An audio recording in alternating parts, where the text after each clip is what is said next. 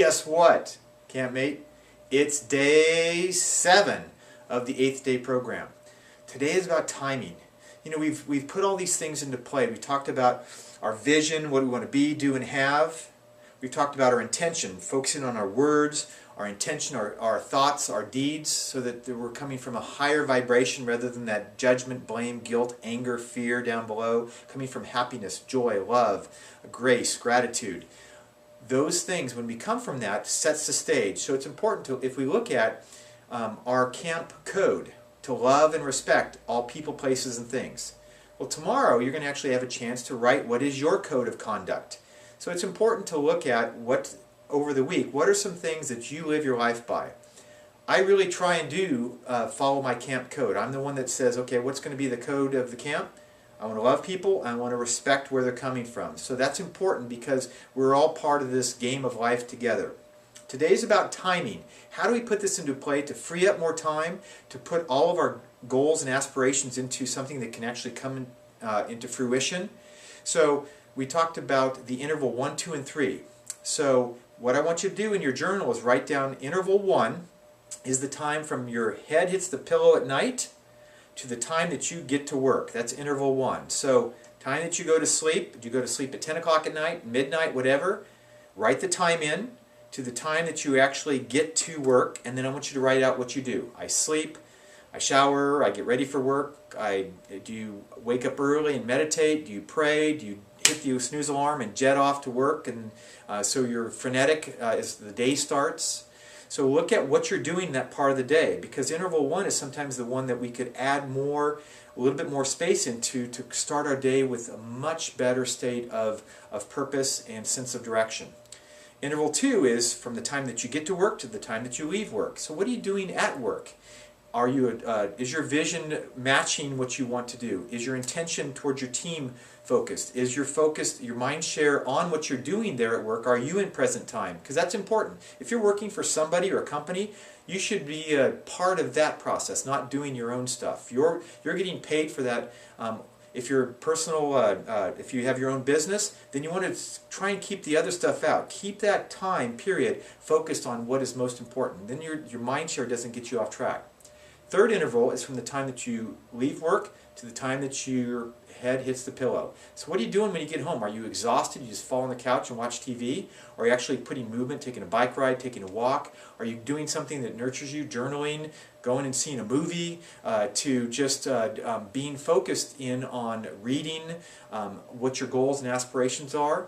So we can see how we can waste a lot of time in just these certain intervals. We want to see which intervals of those might be the most subluxated, most out of balance. Subluxation means lowered energy state. We want to bring more energy to those timing mechanisms so that our life is not subluxated. As a chiropractor, I want to obviously make sure your nervous system is healthy, but this whole program is about getting you more in line with your natural values, your rules, your gifts, so that your natural brilliance and purpose comes out. So that innate gift is shining brighter. Now, there's a thing in the book, in the journal, that's an aquarium. So we're going to do a skill meal on that on Saturday morning. What that is think of an aquarium. And there's going to be big boulders. Those are the big things that are the most important when we looked at our attention. What are things that are most important? I need to take care of this, I take care of my kids, I take care of my husband, the household, and you're going to have different boulders. But a lot of people, what they do is they fill up the aquarium with water first and then try and put the boulders in, everything spills all over. So we're going to kind of chunk that down. So what are our boulders? What's our rocks? What's our pebbles? And what's our sand? And what's our water? So we'll see that some of the things, the water is just things that we're wasting time on. So we want to have more power in our day. So we will do the aquarium process. It'll be a 5-minute process, but you need to do all the things in your Power 8 questions to get up to that point when we do that on Saturday. There's also the medicine wheel in there. It talks about the South Station, which is spring, which is new life. The West Station is basically adolescence and growth. The North Station is adulthood. It's the harvest time. And then the East Station is our state of transformation. And so I am going to be sending a different video that's going to explain more of that. We'll also talk about that on Saturday morning. But you can, from the video, make sure you watch the medicine wheel video also, because it talks about how there should be a fluid motion. And when we don't have that fluid movement and motion, we get stuck and we get stopped. This is about creating movement and motion. When we have movement and motion, we have more momentum in our life.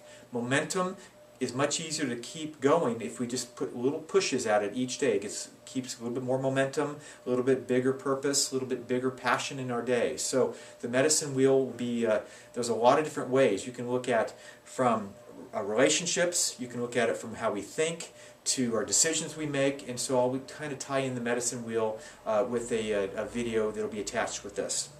And then you want to write your eulogy, because we're going to do the mind shaft on Saturday morning, so you want to make sure that your eulogy is done so that we can have a more powerful experience for the mind shaft. Hope you're enjoying your week. This is day 7. Guess what? Tomorrow morning we get to be together, and I'm excited about hearing how your week went. So remember, tomorrow morning we are going to be meeting at, if you want to, we're going to be meeting at Ansel Hoffman Park about 6:45 in the morning. If you want to be there for an early morning chakra size and meditation, you can go ahead and come on down. We'll be back here definitely by 8 o'clock, ready to go in this room. So if you want to join us for the early morning meditation, chakra size, we'll be at Ansel Hoffman Park by the driving range area. And then we'll be here from 8 to approximately 11:30, and then we'll have a celebration luncheon. You're welcome to bring a guest with that also to remind you, so let me know next time we talk. Have an awesome timing day. This is really the crux. When you master your when you master your day, you can master your week. When you master your week, you'll master your life, because the weeks keep repeating themselves. And that's the purpose of the 8th day. What weeks am I repeating? So have an awesome day. Talk to you tomorrow on video. See you tomorrow morning also.